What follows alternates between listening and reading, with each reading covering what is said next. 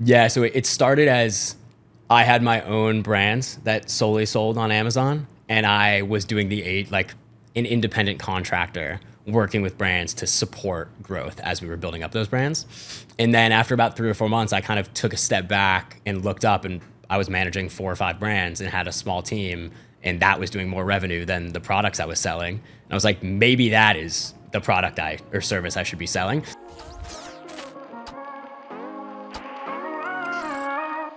Matt Rosenfeld, founder and CEO of Crush, has built a unique Amazon-focused agency that's distinguishing itself in a crowded digital marketplace.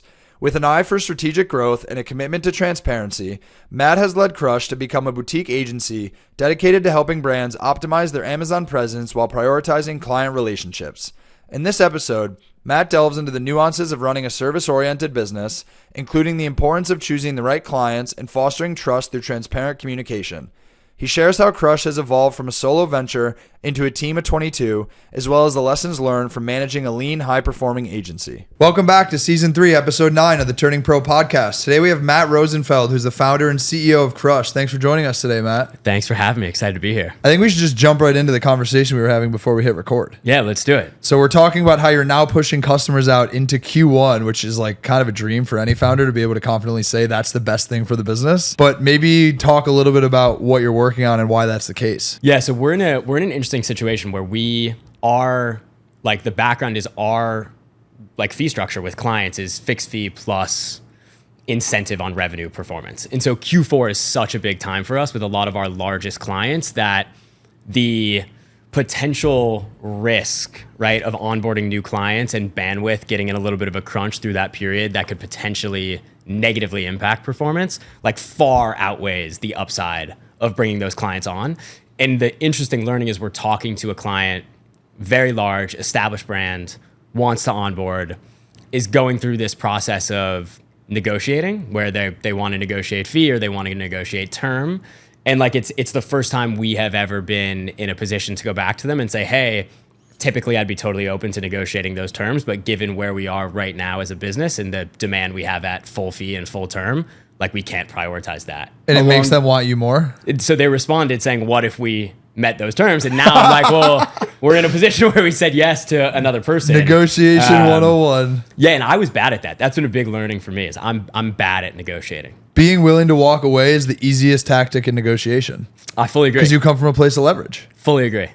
I don't know how you get, like, I'm mentally very bad at that.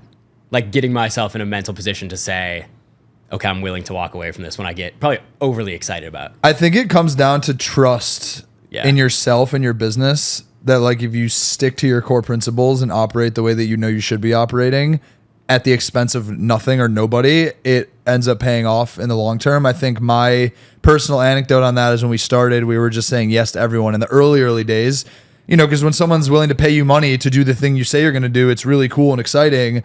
And then when you get down the line and realize there were probably people you shouldn't have said yes to, but you did, and it actually hurts even more.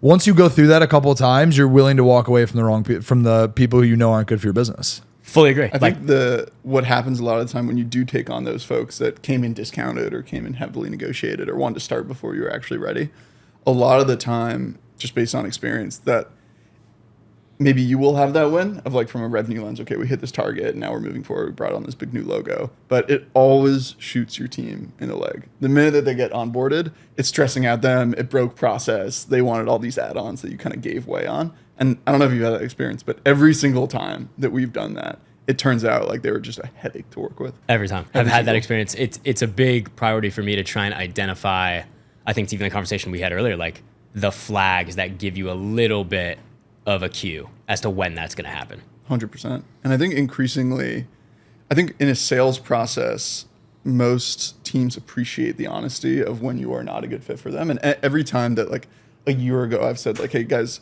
I want to work with you, but you are genuinely too early for us, and I don't think this is going to give you the performance that it needs. Every time I've been honest about it, they come back. And a lot of the time in a call where I'm not dishonest, but I'm like, we could probably tweak our product and do like a lightweight engagement, and we could probably drive some results. Every time they were too early. And they, after like 3 or 4 months, they're like, hey, we like you guys, but I think we need to wait a year. And it's such a stronger position to just be completely straightforward. Yeah. You're like, you are not a good fit right now. When you are, I would absolutely love to work with you for these reasons. Completely agree. But that's because when you're seeking a service provider for anything, you come from a place of leverage on day zero because you're the one that's paying money for a service. So when someone who you offer your money to says, no, I'm good, you're like, wait, what? Like, why did I just get rejected? I thought I'm the one who's supposed to have my decisions here. 100%. Yeah. Can you give me a little bit of background on the business itself? Yeah, so I run an agency called Crush. We are a boutique full service kind of Amazon solution. I would say the way we position ourselves is we are for brands that care about brand. So we work primarily with established D2C and CPG brands who want to take more of a narrative, cohesive, story-driven approach to Amazon, where 95% of our partners are premium price compared to market average. And the other core differentiator for us, just as background on Crush, is nobody comes from an agency. So we are all, like, in terms of background, from P&L ownership, operating. Your team, you're saying? The whole team. And so we've structured our offering in this agency space to be much more as like full scope outsourced operators than a traditional agency partner. When you're in, say I'm running a big brand and we want to work with you, or we at least want to launch our Amazon offering because maybe we haven't launched sales on that channel. What are the reasons that ultimately get me over the line to working with you guys versus, because I know there are a number of other agencies in the space. Yeah, so that's a really interesting question. I think we have a different approach that is more flexible to different ways brands are defining success. So a brand could come to you in a situation we're in right now, and their brand name is already being searched 15,000 times a month on Amazon. So we can go to them and basically say, hey, half of Amazon is demand capture, right? It's a net for the demand you're generating external to the platform. Right now, your competitors are taking that, customers are falling off, there's nothing there. This is a no-brainer win for you, and we can back into very easily what that revenue looks like. And if you're willing to reinvest, there's growth in the channel. The other side of it would be net new customer acquisition. A lot of agencies, in my experience, there are a lot of really good agencies out there. When we hear about pitches that are going against us, a lot of them are super reliant on paid spend. Heavy investment up front, lack of profitability, push really hard in the platform for 6 or 8 months and just start that flywheel to get you going. What we have learned and where our approach differs is our equation for success is click-through rate times conversion rate times impression share equals revenue, which essentially boils down to we just have to show up in the right place at the right time on relevant searches, and we don't actually want to be everywhere. So where are we going to sell with the highest likelihood of getting that conversion? So we teach Amazon where to position us, and we get to a place of profitability a lot more quickly. And I think given the ecosystem we're all operating in, that has been a much larger focus. And that's because you said you're working with like larger brands that are already being recognized. For the most part. So you'd be surprised. Like some brands we work with, again, 15,000 monthly searches, you launch, you're already selling a tremendous amount of volume. Then there are brands that are doing 25 or 30 million plus on Shopify. We launch on Amazon, there's no support from the brand. That's not the channel where people are looking. And so it's much more like building a brand up from scratch. And so there's a different approach for those two sides of the market. What were the specific phases of the agency thus far? Because I'm running an agency. Ben started with an agency before it morphed into Platter. And so we both have been through the ringer of like kind of different phases or evolutions of it. Yeah, so it started as I had my own brand that solely sold on Amazon. And I was doing an independent contractor working with brands to support growth as we were building up those brands. And then after about 3 or 4 months, I kind of took a step back and looked up, and I was managing 4 or 5 brands and had a small team. And that was doing more revenue than the products I was selling. And I was like, maybe that is the product or service I should be selling. And so we started as independent contractor. We were operating just under my initials as MAR partners with no plan, no website, nothing. For the first 6 months, we didn't have a website, all referral. And then we decided to rebrand as Crush. And we've just been kind of on a growth journey ever since. So it went from that to me pulling almost exclusively from my network in the Amazon space to bring in high quality operators and scale the offering that way. So early days, it was essentially you with kind of like you as like a freelancer on steroids Exactly. Almost with like a freelance team under you. Then you started to build a team, you rebranded, built a site. What evolution are you in right now? Still about in that evolution. So building the team, we now have 22 people at Crush, which is really exciting, incredible talent. And We still have a website, which is great, that we have not updated once since we launched it. And we're now going through the thought process, as I think a lot, like everyone does in this situation, of do we ever start to do outbound? Do we do marketing? Do we do sales? Do we develop collateral? That is kind of the phase of, is that going to be a part of our growth journey, or do we just keep doing what we're doing right now? What are you leaning towards? I'm leaning towards right now, I want to be in a position where if we ever need sales collateral and case studies, I have it before we need it. And so I think going into Q4 where we're consciously not onboarding, that's going to be a priority for me to get done for next year. What is your broader philosophy on where you think the marketplace like landscape is headed, call it 5-10 years from now, right? There's this existential conversation around own your customer, so you should be focusing on Shopify, but then diversify to be omni-channel to like make more money in multiple places. Then I know like Faire is considered to be a relatively newer marketplace as it relates to education. Yeah. There's obviously a handful of others beyond Amazon, but I'm curious, as someone who's focusing solely on Amazon, like where do you see the space going in 5 to 10 years? So this is a really interesting question. I think Amazon will be a core part of all largely successful D2C brands moving forward. I think if it's not, and you're successful without it, in any sort of acquisition, the first thing that acquirer will put in place is an Amazon strategy to unlock additional growth. I also think the conversation we have with a lot of brands is that the largest downside that comes with Amazon is that maybe you aren't wildly successful, right? That is legitimately the downside, because every dollar you spend on Meta or every dollar you spend on TikTok is going to be incrementally more efficient just as a function of you being on Amazon to catch the 3, 4, 5% of people that end up searching for your product there. So there really at this point is no downside, and they've made it so easy. Then what about in terms of like when in your journey are you when do you think you should be going on Amazon, and then does it matter what category you're in terms of when in your life cycle you should do it? In my personal opinion, if you are growing by investing a substantial amount of capital into paid acquisition, you should be on Amazon from the beginning, because the efficiency of every dollar will be higher. And that's because just searchability of like brand awareness? Searchability, social proof. People trust Amazon in a very interesting way as like a source of truth.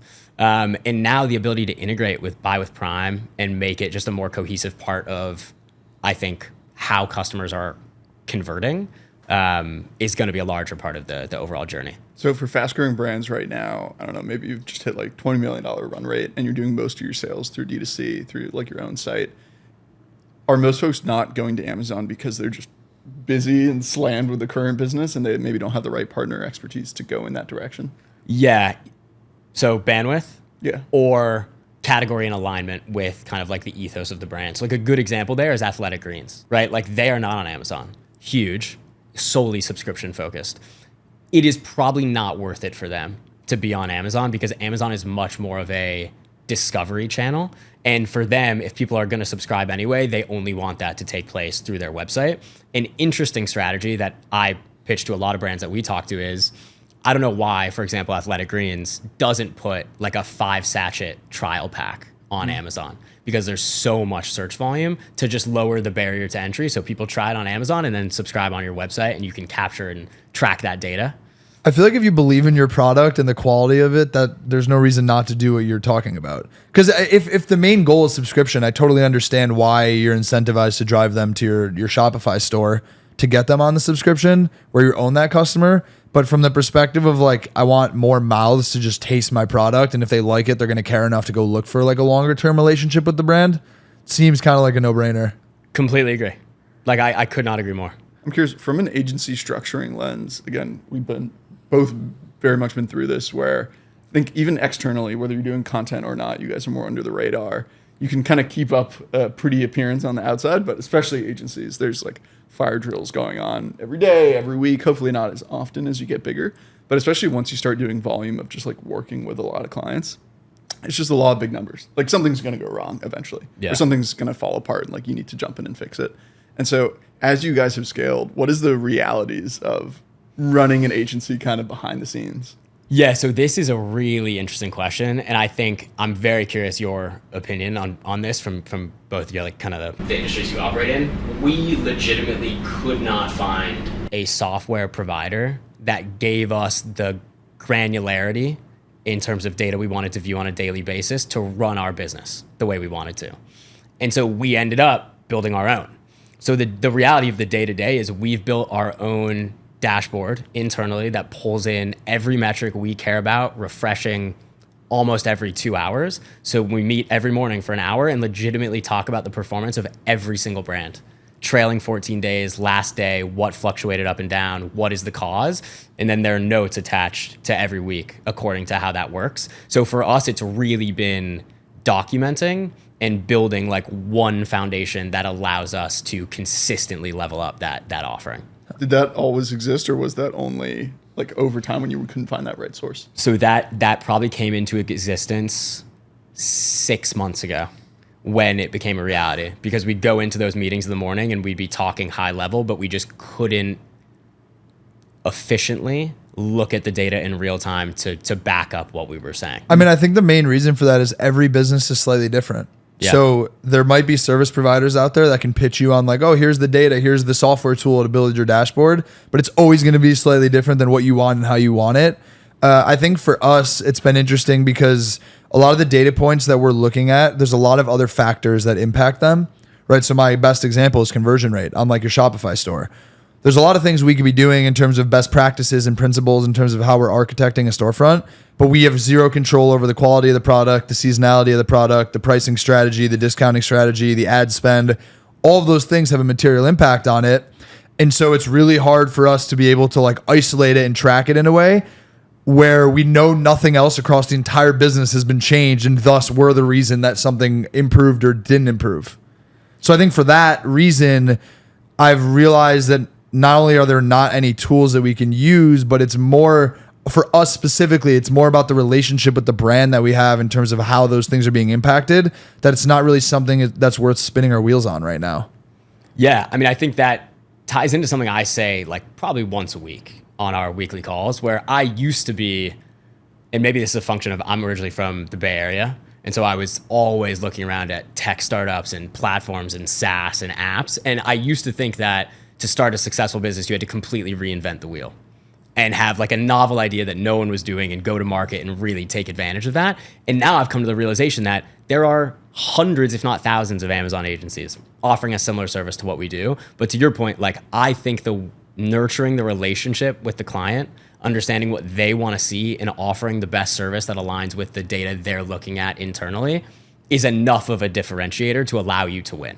I would argue that a very, very small percentage of successful businesses in today's day and age are like truly novel, I've never heard of that type of ideas, versus taking an efficiency and just making it better. Agreed. I think Sam 100%. Is the great example with Flouse. Yeah. She didn't like invent the idea of flossing your teeth. Yeah. It was just like, look how people are doing it. I could do it a little bit better. And it then takes a life of its own. Totally agree. Nick Huber on Twitter talks about this a lot of like, you don't need to go create like a novel new like B2B SaaS or vertical SaaS company.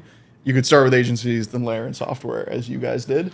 And you could do basically the exact same thing. What is it? Just like better, faster, or cheaper. And if you're doing one of those three things, then it usually tends to work. Yeah. And I think when you're focusing on that like better aspect or faster, then you can charge pretty premium prices. I agree. I think it's an inexperienced entrepreneur who falls into the trap of like, I can't do this. Someone's already doing this. Right? I remember like my 15-year-old self, like you want to think of something that no one's ever done before. I was like that kid who would like go talk to someone and be like, sign an NDA. I'm not telling you my idea. Totally. Like you're going to take it. You're going to take it from me. And then like you fast forward into getting into a real entrepreneurial journey. I'm like, holy fuck, I cannot believe that's how I was operating. Yeah. But you learn through trial and error, right? Yeah. I'm not doing anything now that's like novel. I'm building websites for brands. We're just doing it a slightly different way that I think is more efficient. That's the bottom line. Yeah. Totally. Sometimes in sales calls, it's funny. We'll get to like a final round and maybe I'm pitching to a CMO and their CEO will come in. Because how are you guys different? Oh, well, we're like writing articles and case studies for you guys. We're just really good at it and we do it really quickly and we can help you skip a lot of steps. And they're like, is that all? I'm like, mostly, yeah. I think we just do it like better and faster than a lot of other people or your in-house team. That's a little cheaper. Have you experienced that like in calls before? So I was going to say this, like brands come to us and say, hey, our brand is super unique. We're different than everybody else on the market. What are you going to do that is different than everything else you've done? And the answer is there are only so many levers you can pull. Like Amazon is a walled garden, right? Like you only have so many things you can do to influence the platform. And the strategy for one unique brand in pet is not going to be different than one unique brand in beauty in terms of what that initial go-to-market looks like. I think the differentiator at the end of the day is like trust. Yeah. Like if you as a service provider can build, like I think you've built a lot of your business on trust. Like you have this referral network of people who send other businesses to you because they trust you. It's not because, like you said, you're writing articles. You're not doing anything that no one's ever seen before. You just do one thing really well and you have results to show for it. And so other people have seen what you've done, so they want to work with you on it. You don't like, I actually think if you try to get too fancy in a pitch and they still like opt in to do it, it's probably going to end really badly because they're expecting you to do some sort of magic. Like for you, a brand gives you that pitch and you're like, no, like I have a big team of people who've just looked at data all day and they're just going to do the same thing we've done very well for other people. Why do you need us to be unique? Like put your ego aside. You just want it to work. Yeah, I completely agree. That is exactly my response. I'm curious, in terms of people that you are learning from or you're taking their advice and implementing into your business, who do you usually go to or that you're learning from the most? Because like my experience has been usually people, I feel like early days in your career, you want like a mentor and people to kind of open the door for you. But after that point, I feel like talking to you guys, like we're at very similar revenue stages and like literally like we're at like 23 people. It's like the exact same stages of this business. Conversations with you are way more helpful because sometimes I was talking to like an agency owner, sold for a lot of money. He and I are good friends and he's more of like a mentor. And I was telling him about our sales process and he was like, don't do that. Just like double your prices and do this. And I'm like, brother, you have not signed a contract since like the economy tanked like a year and a half ago. Things are very, very different. And like their tactical advice, maybe around hiring and structuring is still useful. Like I'm not throwing it out the window, but for the most part, it's like in real time, how you think about BD for an early stage agency of our scale. I'm going to learn a lot more from you about how you structure your process versus like someone, even if they've been very successful 10 years ago. Yeah. That's an interesting question. I would say I have a few people in my life that I look at as like mentors or advisors, but they are primarily focused on the bigger picture. So what are you doing to plan for any potential exit? How are you structuring the business? How are you hiring? Right? What does that look like? I don't think, to your point, it's as tactical in the day-to-day, where I agree, like conversation with you, a conversation with, so I have a buddy named Bobby who runs an agency called Lilo. Yeah. And Bobby and I talk all the time. And the info and insight I get from 1 hour with Bobby in terms of what is he doing to acquire new clients, what is the process, how is he going through that process with his team, changes the trajectory of what I'm thinking about and what I'm implementing immediately in the business. Mm-hmm. I think it's drawing a line between, because, you know, you want to read books and you want to listen to podcasts and you want to learn from people. And odds are the people that are actually surfacing on your feed are like the people who've made it already. Yeah. Where like how many entrepreneurs do you think have listened to like an Alex Hormozy clip at one point or another? Whether he's legit or not, it doesn't matter. It's like he's built a distribution channel where he becomes the face that a lot of people will find online. But there becomes an element of like, how relevant is that listening to someone who already made it to try to tell you what to do versus, to your point, like using friends who are on that journey in the same moment as you. I think you have to have a filter for knowing like what type of inputs to take, because I think knowing how to get to where you want to go is important, but you're going to learn more from people who are enduring the same things you are, because you're all constantly reinventing yourself. I think like sitting at a table with someone who's like a, you know, multi-billionaire and sold 7 companies, be really cool to have a conversation with them, but I don't know how helpful they're going to be for me to like, you know, go from $2 million to $3 million in like revenue. Yeah, like us talking about how to go this revenue to this revenue, what are the main levers and inputs? Yeah. It's like you could actually talk about that stuff in real time. I was talking to a very experienced person that came from private equity and really wanted to talk like the early stage founder life. And he was really inspirational from a directional lens. And I actually got really like quality insights out of it. But I was like, these are like annual goals that you are helping me move the needle on versus real time. I'm like, well, I'm going to do the same thing I did today and this isn't going to change it. But maybe when I do some reflection about annual planning, that may come into play. Yeah, I've also, I don't know about like either of you in your respective situations, but like I don't have technically a co-founder on You Crush. two are both psycho. And he doesn't either. Yeah. And that has been one, I would never do it again. Nope, never again. I've tried to empower the leadership team within Crush to act as co-founders. Like nothing you are going to say to me is ever going to be like, even though technically there's like this hierarchy, like I'm never going to get angry at you for saying something. Like that is the pushback I need, because otherwise I find that I do somewhat live inside my head on a lot of these decisions and overcomplicate a lot of things. I think to the root of what we're saying, there's a lot to be said. And I got this feedback from someone who is in a similar position that we are, where what has worked is still working.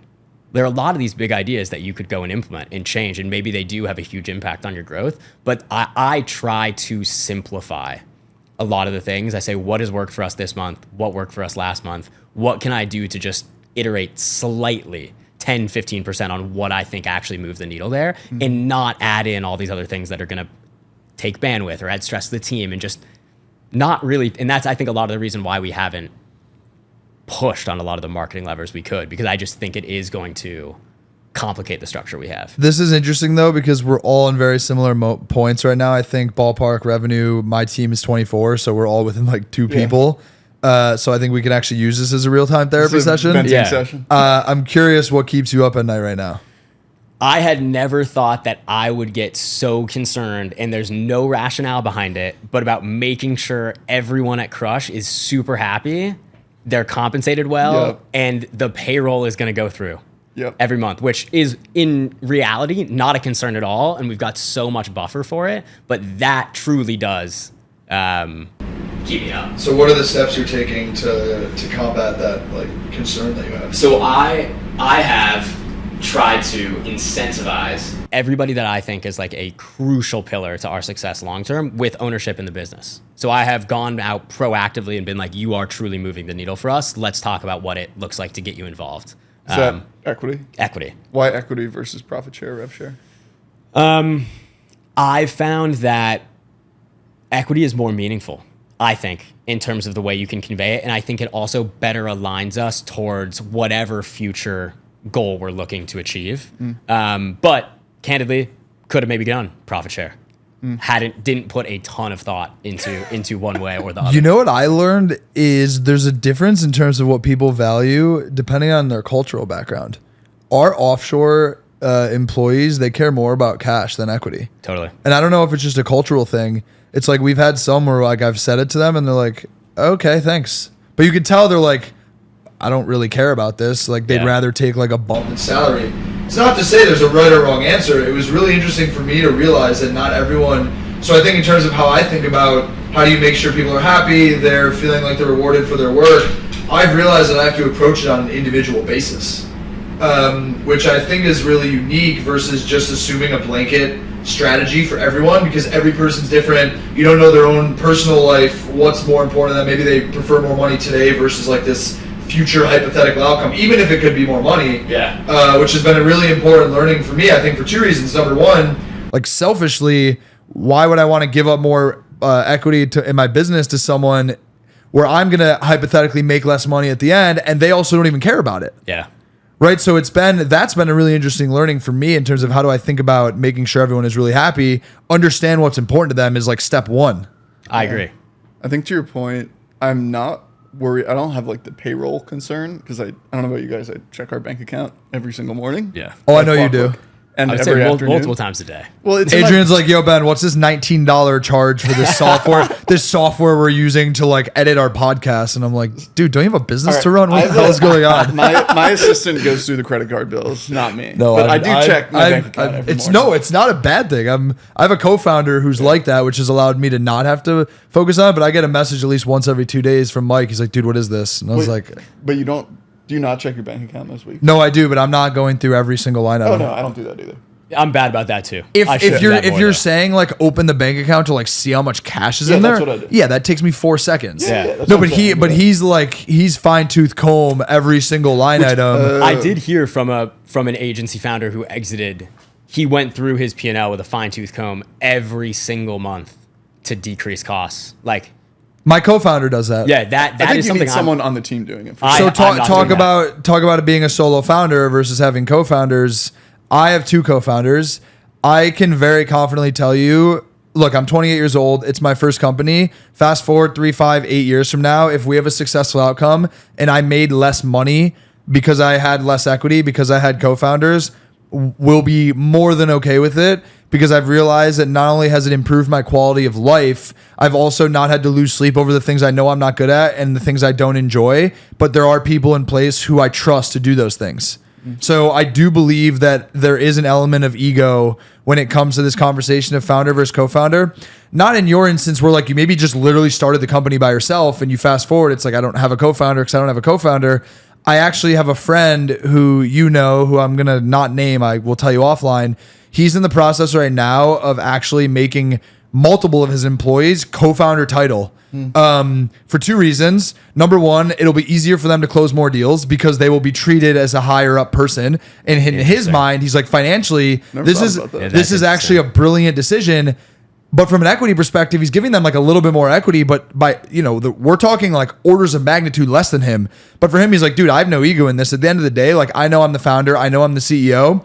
If by giving other people the title of co-founder to be able to not only one, fulfill their journey of like, I've always wanted to start a company. Number two, to be able to go talk to more people and close deals where they feel important because they feel like they're talking to a founder. Because there's definitely an element of ego where like, you don't want to be a CEO and you get put on the phone with like an entry-level sales rep. You're like, dude, fuck off. Like, yeah. So there's an optics piece and there's an ego piece. And when he told me that, I was like, dude, that takes a lot of maturity for you to understand how much better off your business is going to be in however many years from now, because you're willing to like take that ego off the table and give that title to people. So there's just something for you guys to think about. If there's like that one person in your business where you're like, I know I'm never letting them leave, like I'm going to give them the golden handcuffs from a comp perspective. But I also think if I gave them the title piece, it's going to push them a little bit further, knowing that I don't need to let go of, like, I can let go of my ego that I now have a co-founder where I can still call myself the founder. I was like, I don't actually see the downside in this.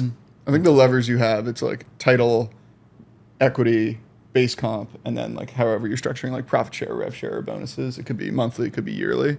I think early stages when I started building the team, a lot of the teammates that we hired, especially at the exec level, came from startups or multiple startups. I think everyone on the exec team worked at multiple startups, and none of the startups worked, or they all died, or like some are kind of still going. I've been there. And just have been burned by like quote equity promises again and again and again.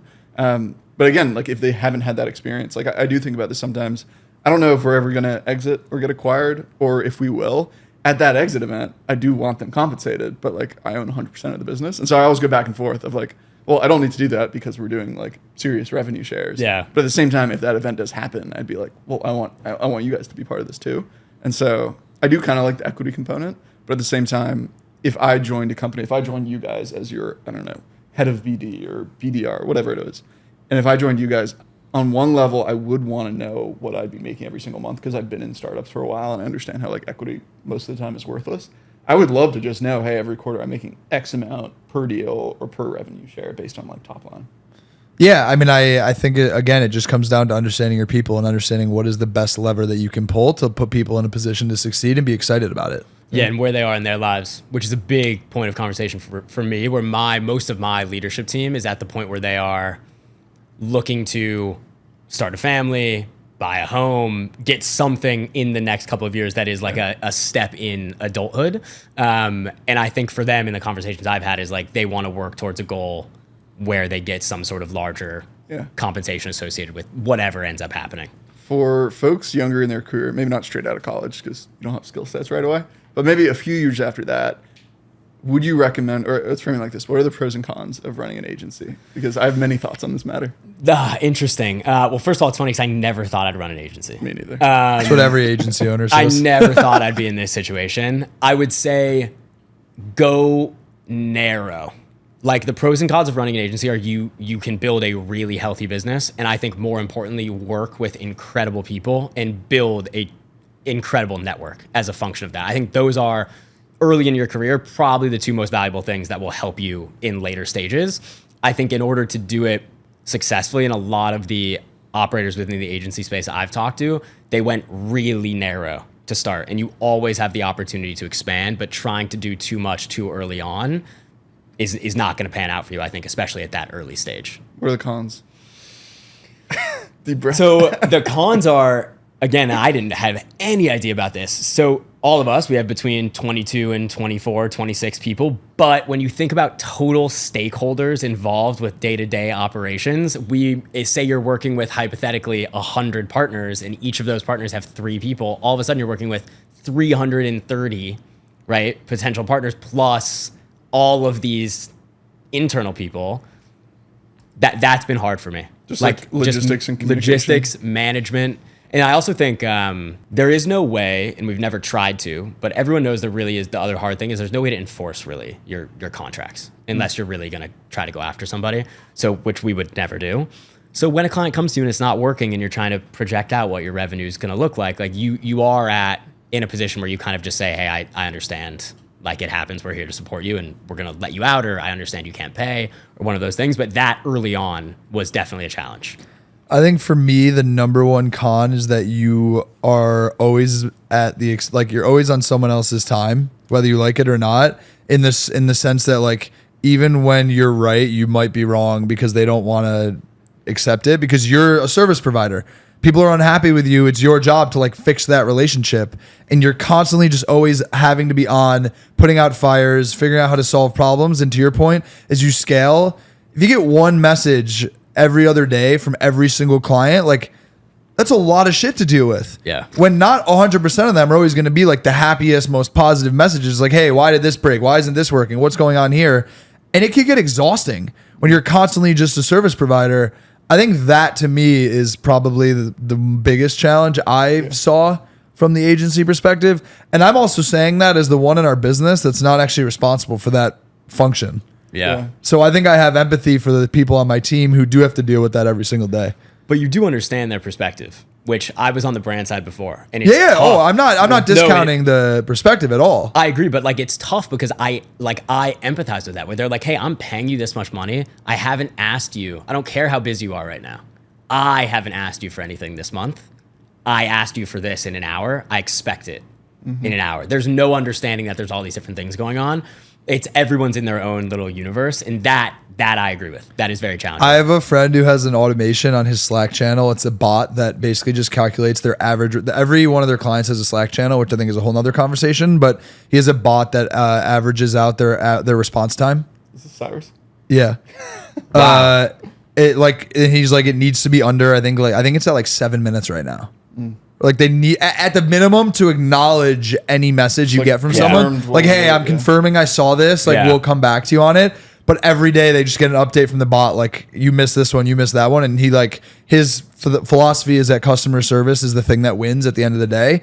And so that's, like, one KPI that he tracks. I love that. Maniacally. I love that too. I would implement that immediately. I'm gonna ping him to get the info on this. Yeah, it's scary, but I think for internal purposes, it's scary. I think it's really important. I think it could stress a lot of people out on your team. But you might need to be able to do that. I mean, maybe, but I've talked about that acknowledgement component probably 100 times, where it doesn't matter if you have the answer to the question immediately, but letting someone know you saw their message and you acknowledged it and you're going to work on it is 80% of what needs to be done. Cyrus and I both agree that there's a direct correlation between quick response times and success. 100%. Agree. Completely. Text, calls, anything. I think the most successful people in my life respond immediately to whatever it is that happens. And if they don't, it's because they're very tied up or busy versus, like, reading something like, oh, I'll get back to that in a couple days. I'm curious for both of you, how do you manage that professionally and socially? So, like, I have definitely compromised on my response times to things not related to business over the past 5 or 6 months. And I consciously am now recognizing that, where I'll go through my text and I'll have 10 that need a response, and 10 of those are just social life things unrelated to what needs to happen. It's reality. You're building a business. I mean, you have to be able to prioritize. I think people around you to some degree have to be understanding of how you're operating. I think it's something I've learned is it becomes inevitable that you can't be there for everyone always all the time. Yeah. The way that I operate in that regard, I'm an inbox zero type person. Like, I don't go to sleep until I've gone through my inbox. Typically that goes for my email and my texts. Any unread message in my phone has an action item. So I don't know if you knew this. I found this out 6 months ago and it changed everything, that you can filter on iMessage just to see unread messages. I have no idea how to do that. You need to show me how to do this after. Yeah, because what would usually happen is, like, oh, I'll open this when I can come to it, and you're, like, scrolling, trying to, you're like, I know I have this message somewhere. Yeah. There's a filter on iMessage where you can just see your unread messages. So I use that, and all the unreads are because I owe someone a response where I have to, like, do something that I don't have time to do this moment. But that is my filter for how I, like, try to manage my inbox. So you clear it out the same way you have an inbox zero. Like, your text. Yes, but I'll go to sleep with, like, 10 unread messages because those are 10 things I need to do, but they're not urgent. They don't need to be done now. So it's a to-do list in a sense. It's a to-do list. Yeah, that makes a lot of sense. I think to one of your original questions about, like, the downside of agencies is that I feel like, especially as you built a team, maybe you have less of the, not when a client's upset, but, like, something didn't go as planned and they want to build a new strategy for it. Your team can handle most of that. But I feel like the only pings I get from clients now, it doesn't happen as often, but maybe once a month, once every 2 months. The only pings I get from clients or from my team is when something is fundamentally broken. I never get any of the fun stuff anymore. Like closing clients is all great on the BD front. But internally, once a client has been onboarded, it is only the not fun stuff. It's like the team can't figure this thing out. This person is not performing. What are we going to do about it? Do we need to let them go? Do we need to put them on a PIP? Like, none of those are fun conversations. Yeah. If I get a ping from a client, it's usually like, hey man, I've been talking to the team. This thing isn't working. I need your input. Jump on this call. And I'm like, okay, fine. We have a Slack channel called Platter Love. So anytime there's like a compliment or like someone's posting about us on social or whatever, it gets screenshotted and put in that chat. That's just our general channel. We'll like tag people. Yeah, we do the same thing. We have Just no, going- but to your point around like you don't have any of the good conversations. Like we have a channel that's solely dedicated to the good conversations or like the highlights that are happening. Because I mean, Slack is just a nightmare when there's just so many different things happening. So having one place fully dedicated to positivity, I found to be like very good for the team. I also proactively go out of my way to, at the end of every week, send a message to internal team members as well as external team members, just like hyping up things that were wins across accounts they're managing, things that went well, like actively getting involved in that way. And I think that's made a big difference. But I would also say not even in like a bragging way, like I receive maybe once every 3 weeks a text or a Slack from a client basically just saying like, hey, I just want to let you know I've loved working with your team.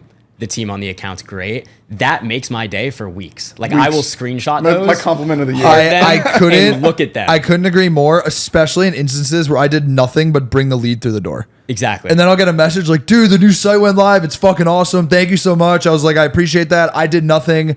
I'm going to send your message to the team of people who actually made this come to life. Yeah. You know why I think that's so important especially for agency owners or people operating agencies? Because agencies and service is such a thankless job, both sometimes on the internal side, on the client side, anyone involved in the business.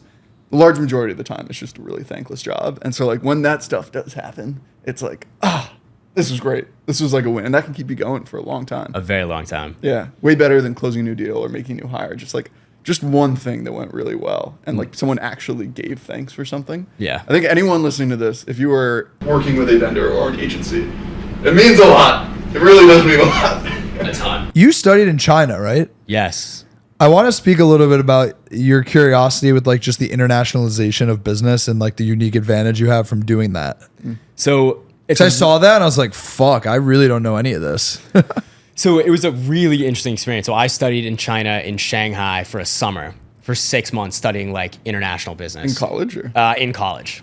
And I wrote a paper. My essential like reason for being there was to look at what I had thought was called like the copycat economy in walled ecosystems. So like if you go to China, Amazon, right? They have JD.com, right? So they have all of these essentially Meta, they have Weibo, right? Google, they have all of these companies. I'm probably wrong now on some of this because I haven't looked into it in a fair bit of time. But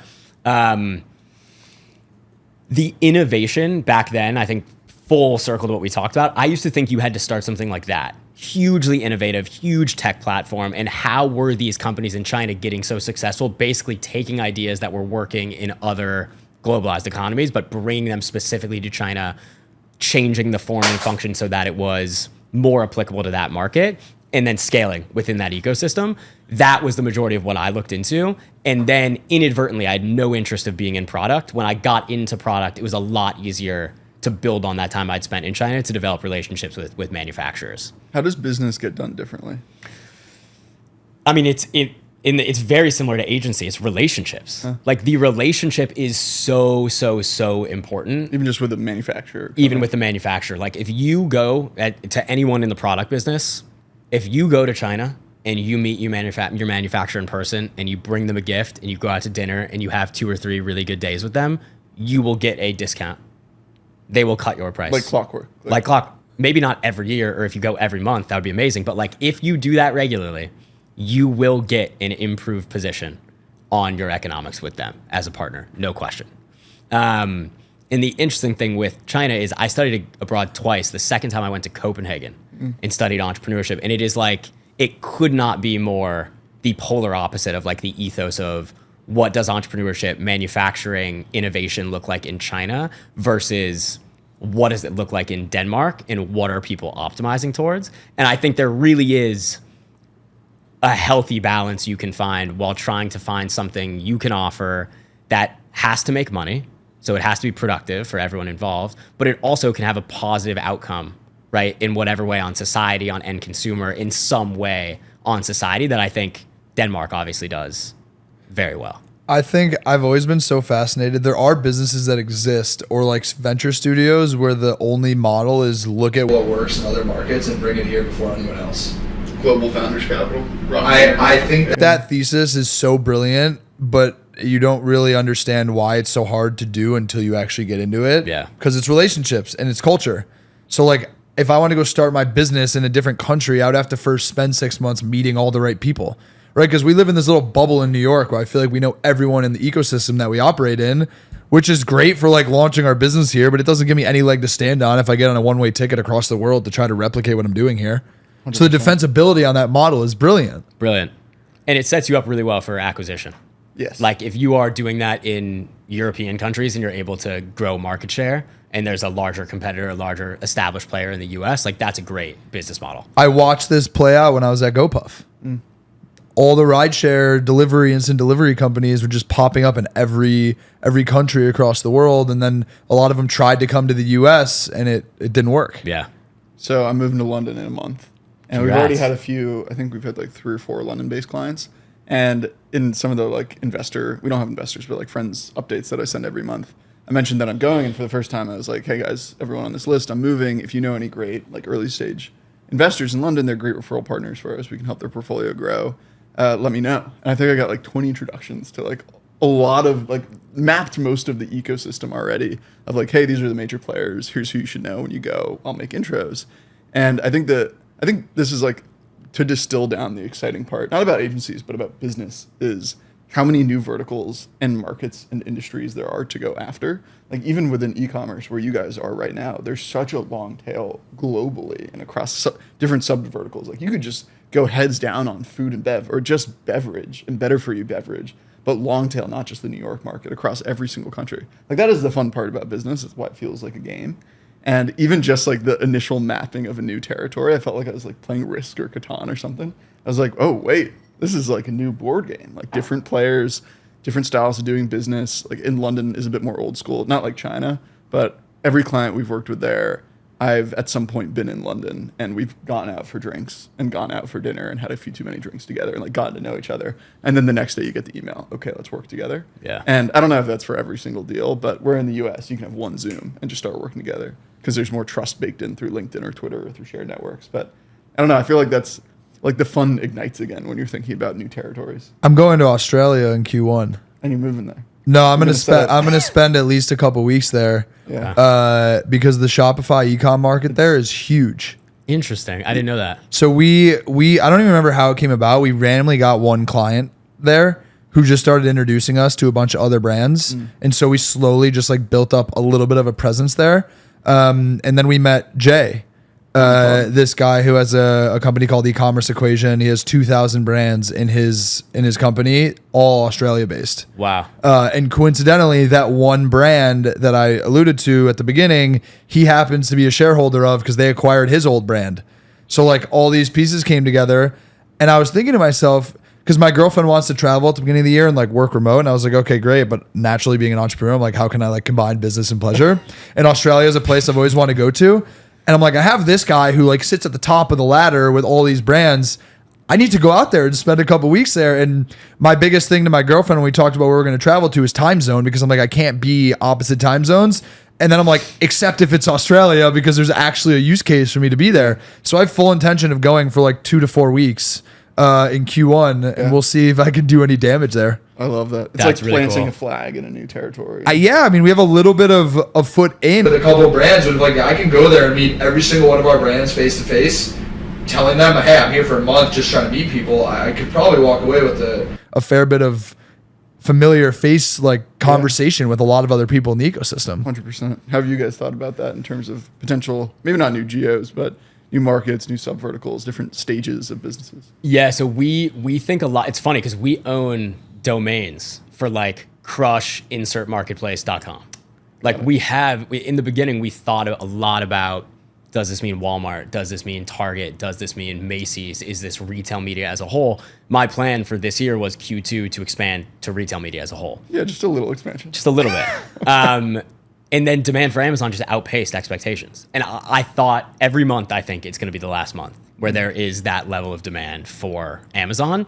So I think for us, it's really figure out how does that part of the business continue to operate and optimize. And then I am personally trying to free up bandwidth, I think, to do exactly what you're talking about, to go do personal projects, to vet, should we be doing Macy's? Should we be running Criteo for Nordstrom?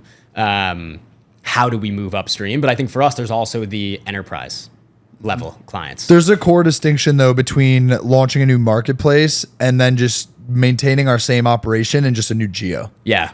Right? Like if you enter to a new marketplace, it's a full new operation. Full. For me, it's just more people that we need to talk to at 6 a.m. or 9 p.m. Yeah. But nothing about the actual business itself changes. That's what's tricky is I kind of want to keep them segmented. Like I don't want this new business vertical or test to impact our operations on the existing business, but I don't think that's feasible. I don't think that's actually like the reality of what's going to happen. And then the other thing I think about, which I'm very curious if you have experience here, is we have conversations with enterprise level accounts.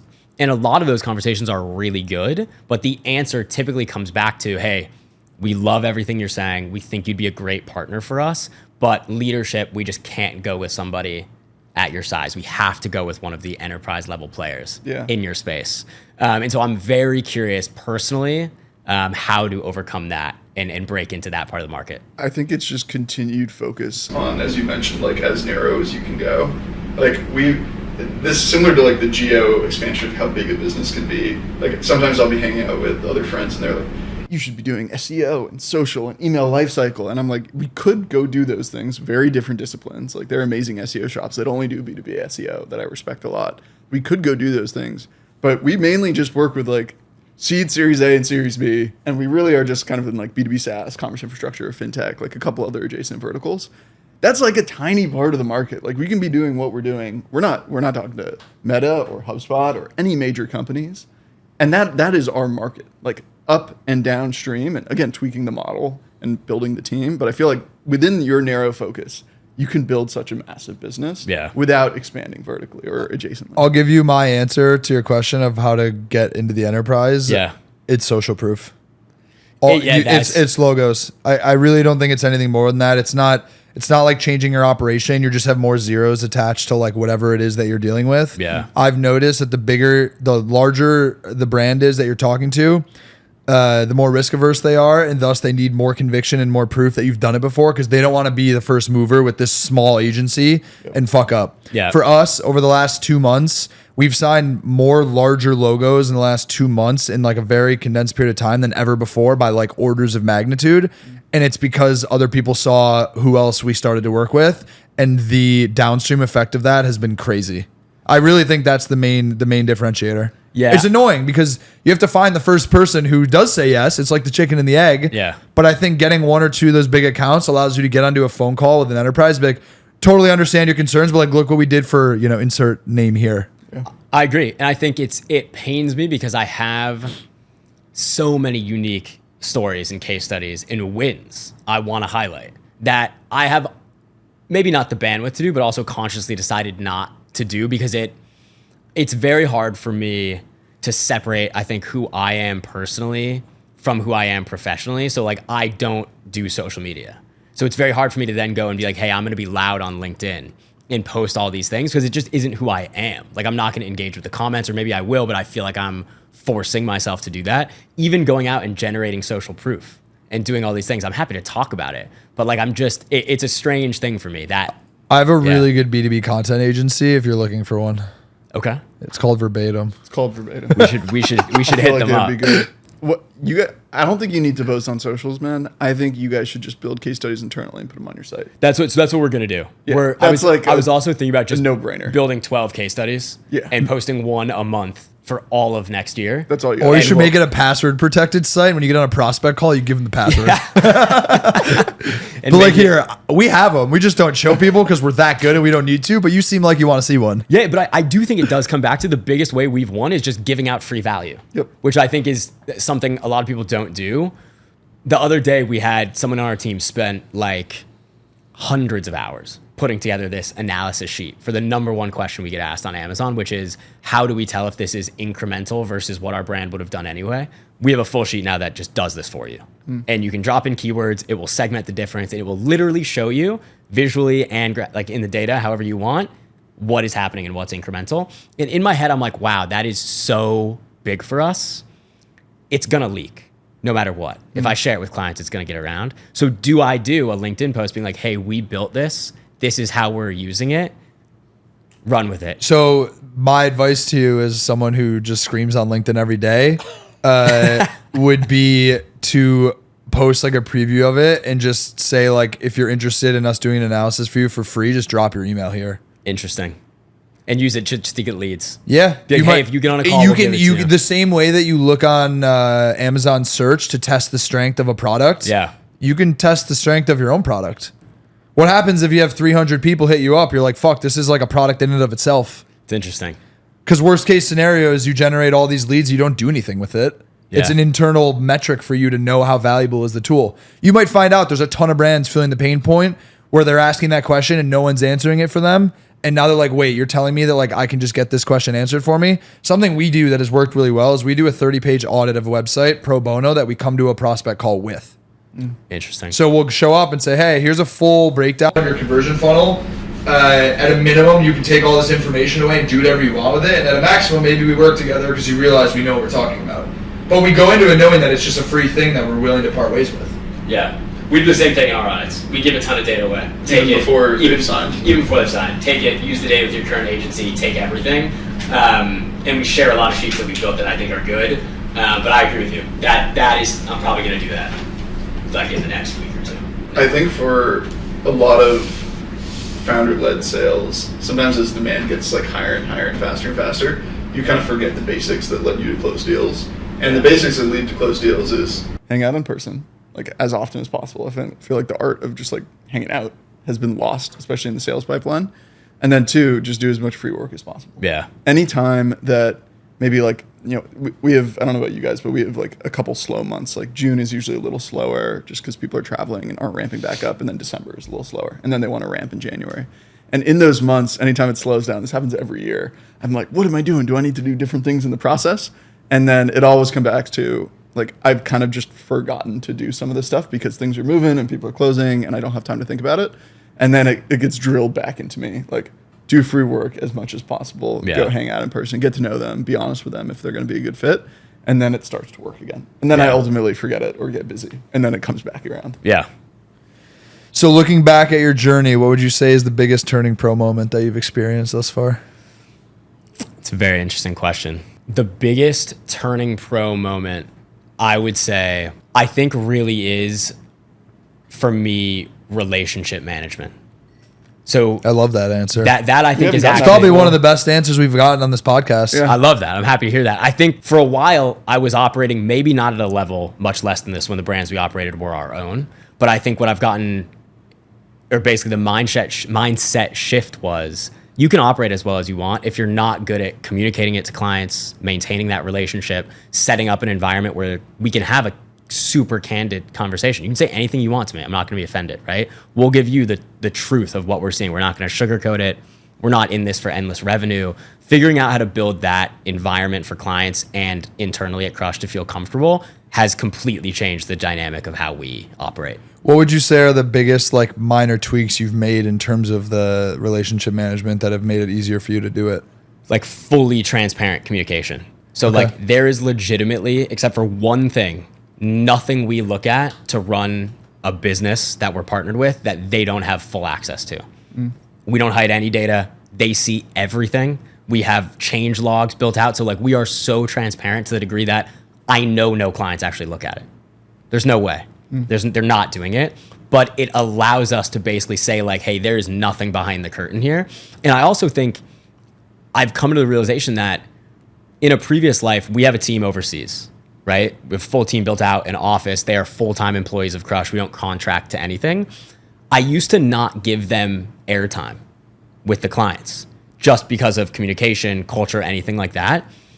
It's now gotten to a point where this team, I have a call with them almost every other day. I enjoy the relationship so much. They're such A players that I think we've opened up everything, like open kimono at Crush to give access to clients where they feel like there is nothing they don't know. There's never a surprise that would catch them off guard. That's because you believe in what you're building and it works. I think so too. Yeah. If you're hiding shit, it's because you're like, it's not actually doing what we're saying it is, so we can't let people know the truth. Yeah.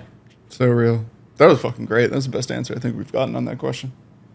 That's all I got. That's all I got. Talking to that camera on the left, tell people where they can find you and Crush. Yeah. So crushamazon.com, super simple. Email me. I'm matt@crushamazon.com. So super easy. And that's pretty much the only place you will find us. We're nowhere else. Thanks for coming on Coming today. soon on LinkedIn. Yeah. Coming soon on LinkedIn. There we go. Thanks, brother. This was great. Thanks for having me. This was awesome.